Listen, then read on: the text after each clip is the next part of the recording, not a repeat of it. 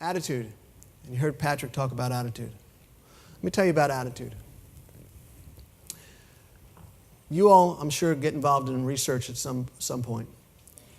What is the placebo effect other than attitude? Why do they have to do a double-blind study? Why do they have to have somebody get a sugar pill? Half the group get sugar pills, and half the group get the trial medicine. Because for the first 3 months, they get the same benefit. Well, what the heck is that? But attitude, your mind. You think you're going to get better, you get better. Think about that. Let me tell you about Katie. Katie's a real booger.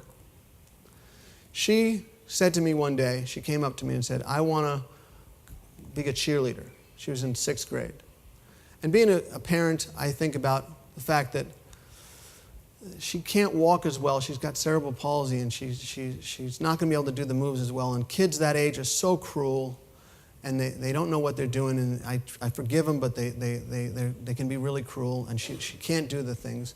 And so I was a little bit worried about it. And she went and did it, and she was just great. Everyone rallied around her. She was wonderful. She did her cheers. The next year, she comes to me and says, Dad, I'm not going to be a cheerleader. And one side of me said, well, good, I'm glad, that she doesn't go through this, but I hate the fact that she's given up. I hate the fact that she let them get to her and stuff like that. And I said, okay. And she said, I want to be on a basketball team. The same fears came up, but I said, okay. Well, she made the team. Everybody makes the team, but I didn't tell her that. She goes out with 30 seconds to go and goes to a spot on defense and stands there with her hands up.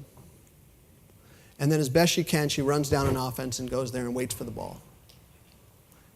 And she loves every second of it. That's attitude. That's the power of a positive attitude, where you just go with what you got.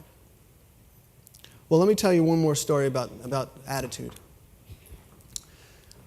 There was this MIT math graduate student who never missed class. If you can imagine math graduate students, they don't miss class. They got nothing else to do. So this guy shows up at class. Well, he gets a flat tire one day, and he shows up 20 minutes late. And he's mortified. The professor sees him come in late. Their eyes meet. He's mortified. And there's two on the board, there's 2 equations, two problems. And he dutifully writes them down. It's a Friday afternoon. He dutifully writes them down, and there's homework assignment. And he goes home and he starts working on them because, again, Friday afternoon, math graduate student at MIT has nothing else to do. Works on it till late into the night. Is intrigued by these math problems. They're very difficult. Goes to sleep, gets up the next morning, works all day Saturday on them, works all day Sunday. Finally gets the answer. Sometimes it happens when you're asleep and you wake up and go, aha, I got it. I don't know if you've had that similar experience. So he got the first answer, but there were 2 questions.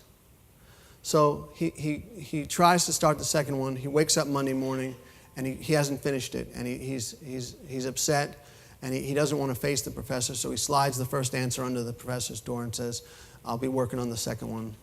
And he's working on the second one the rest of the day, and he had a class at 2:30 with the same professor, and he falls asleep. And he wakes up suddenly with a knock on the door. And it's 4 o'clock. Oh my goodness. I'm late for class. I get a 50% on the homework. That's a failing grade. And I missed a class. He looks through the keyhole. It's the chair of the math department. I am so expelled. I'm done. Opens the door just with a sad expression on his face. The chair has the biggest smile on his face. He said, you solved an unsolvable math problem. Einstein couldn't solve this problem. And you solved it. You've made mathematical history.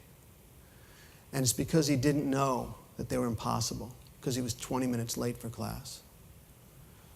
That's attitude. That's knowing that anything is possible. Miracle on Ice is a great example. These were not talented young men. The Russians were professionals. Herb Brooks just instilled in them that you can do this. You can do this. You can get this done.